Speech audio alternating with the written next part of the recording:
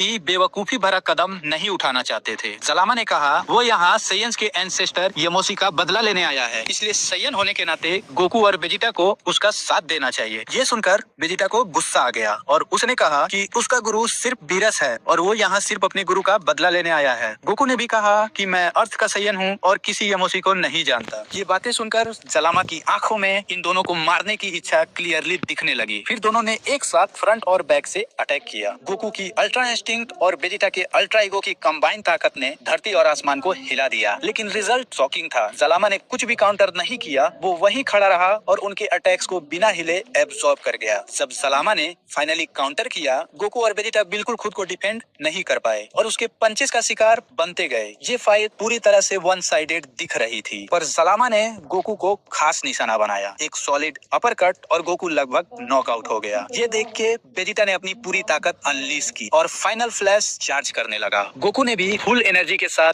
कामेहा बनाया, पर जलामा ने उन्हें रोकने की कोशिश नहीं की, बल्कि वेट किया। दोनों के धमाकेदार अटैक सीधे जलामा पर गिरे। गोकू और वेजिटा को लगा कि अब जलामा का खेल खत्म, पर रियलिटी कुछ और ही थी। जलामा ने एक एनर्जी शील्ड बना दोनों के फुल पावर अटैक्स को नाकाम कर दिया। धुआं हटते ही गोकू और वेजिटा दोनों चौंक गए। जलामा पर एक खरोच तक नहीं आई। वेजिटा ने कहा अगर गोकू के पास कोई और न्यू फॉर्म है तो तुरंत इस्तेमाल करे। गोकू ने माना उसके पास एक टेक्निक है, पर अभी तो वो इसे पूरी तरह से नहीं सीख पाया। इसी बीच जलामा दोनों पर टूट पड़ा। वेजिटा जो बिल्कुल भी खुद को संभाल नहीं पाया, एक मौके से दूर जा गिरा। दूसरी तरफ गोकू को जलामा ने खास निशाना बनाया और मुक्के की जगह एक विशाल एनर्जी ब्लास्ट से उड़ा दिया। जलामा की ताकत इतनी ज्यादा थी कि गोकू अनकॉन्शियस हो गया। ये देखकर वेजिटा गुस्से से भर उठा और उसकी शक्ति तेजी से बढ़ने लगी। उसके बालों में भी परिवर्तन शुरू हो गया। तभी ऊर्जा का एक महान विस्फोट हुआ और वेजिटा अपनी सीमाओं को तोड़ अल्ट्रा ईगो 3 फॉर्म तक जा पहुंचा। ये सब जलामा बड़ी सावधानी से देख रहा था। तभी वेजिटा ने एक जोरदार मुक्का मारा और इस बार जलामा को एक कदम पीछे हटना पड़ा। इसके बाद वेजिटा ने पीछे रिट्रीट किया और जलामा से कहा अब तुम्हें मिटा दूंगा और एक विशाल हकाई बॉल बनाने लगा। इस बार जलामा का कवच टूट चुका था, पर उसके शरीर पर कोई नुकसान नहीं हुआ, लेकिन वेजिटा का आत्मविश्वास यहाँ चूर हो गया। इसी बीच जलामा भी एक बड़ा एनर्जी गोला बनाने लगा और उसे वेजिटा के ऊपर छोड़ दिया। वेजिटा संभल नहीं पाया और सीधा उस हमले के चपेट में आ गया। धुआं हटने पर देखा गया वेजिटा अपने नॉर्मल रूप में आ चुका है। पलक झपकते ही जलामा गोकू के सामने जा पहुंचा, लेकिन तभी गोकू के अंदर कोई नई शक्ति जागृत होने लगी। एक जोरदार दहाड़ के साथ उसके चारों ओर गोल्डन ऑरा फूटने लगा। गोकू बिना फुल मून के